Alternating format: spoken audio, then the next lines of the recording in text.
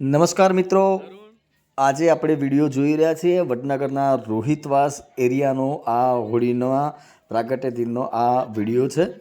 અહીંયાથી તમે જોઈ શકો છો કે હોળીના તહેવારમાં વર્ષો પહેલાં અમે ઘરેથી છાણા બનાવીને દરેક ઘરેથી છાણા અને લાકડા આવતા અને હોલિકા પ્રાગટ્ય માટે હોળી પ્રગટાવવા માટે દરેક ઘરેથી આ પ્રમાણે છાણા અને એનો ઉપયોગ કરીને વસ્તી તરફથી આ બહાર હોલિકા દહન માટે મૂકવામાં આવતો। ગામના એરિયાના વસ્તીના તમામ લોકો કુટુંબ સાથે એટલે કે ફેમિલી સાથે ત્યાં તમામ લોકો એક સાથે જતા।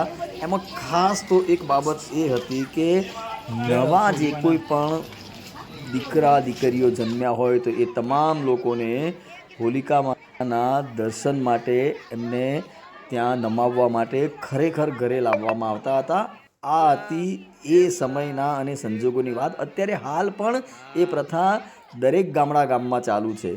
અહીંયા આ હોલિકા પ્રાગટ્ય વખતે તમે જોઈ રહ્યા છો કે ઘરેથી લોટો પાણી લઈને આવવું, દાણીની પ્રસાદી લઈને આવવાનું અને પછી આ જે હોલિકા દહન જે થયું છે એટલે કે જે થઈ રહ્યું છે એની આજુબાજુ ગામના એરિયાના તમામ લોકો તમામ વસ્તી ગોળ ગોળ ફરતા પાણી ચોફેર એને ગોળ ગોળ ગોળ ગોળ પ્રદક્ષિણા કરતા અને જે કોઈ પણ પોતે જે પ્રસાદી તરીકે દાણી લઈને આવ્યા હોય એ દાણીને પણ હોલિકામાં એને ઉમેરવામાં નાખવામાં આવતી। પહેલાંના જમાનામાં તો અમને ખબર છે કે એ જમાનામાં લોકો શ્રીફળ અને આવું પણ એમાં હોલિકામાં પધરાવતા નાખતા અને પછી એને બહાર કાઢીને એ જે આગ લાગેલી હોય એ શ્રીફળને ખાવા માટે અઢળક લોકો એમાં બહુ મજાક મસ્તી સાથે પ્રયત્ન કરતા અને એક શ્રીફળ જે હોલિકામાંથી નીકળતું એને ખાવા માટે મિત્રોના પણ ટોળે ટોળા વળતા। તો આ એક આજે વર્ષો જૂની આ જે પ્રથા છે એ પ્રથાને તમે અહીંયાથી અમારા વડનગરની આ જે પરંપરા છે રોહિતવાસની જે પરંપરા છે એ પરંપરાને અહીંયા તમે જોઈ રહ્યા છો।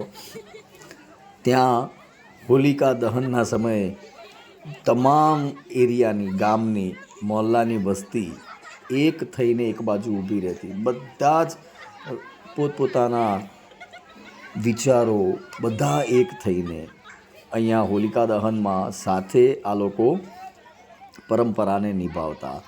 પછી પોતપોતાના ઘરેથી જે કંઈ પણ દાણી કે કંઈ પણ લઈને આવ્યા હોય એ તમામ લોકો એકબીજાને એનો પ્રસાદ દાણીનો ખજૂરનો આપતા અને વર્ષો પહેલાં જે નિયમ હતો એ નિયમને અત્યારે હાલ પણ લોકોએ અકબંધ રાખ્યો છે। આ તમે જોઈ શકો છો કે એકબીજાને પ્રસાદની આપલે કરી રહ્યા છે અને લાસ્ટમાં ઘરેથી જે કોઈ પણ લોટો કે ગ્લાસ લઈને આવ્યા હોય એમાં પણ જ્યારે હોલિકામાંથી એ જે કોઈ પણ અંગારા આગ જે નીકળી હોય એને ત્યાંથી લોટામાં લઈને આવવાનું, ઘરના પાણીયારી ઉપર કે બારીમાં એને મૂકવાનું। એનાથી એવું પ્રતીત થતું કે આપણા ઘરમાં કોઈ પણ પ્રકારનો દ્વેષ કંકાસ કશું જ નહીં આવે અને તમામ લોકો સુખ શાંતિથી જીવન જીવશે।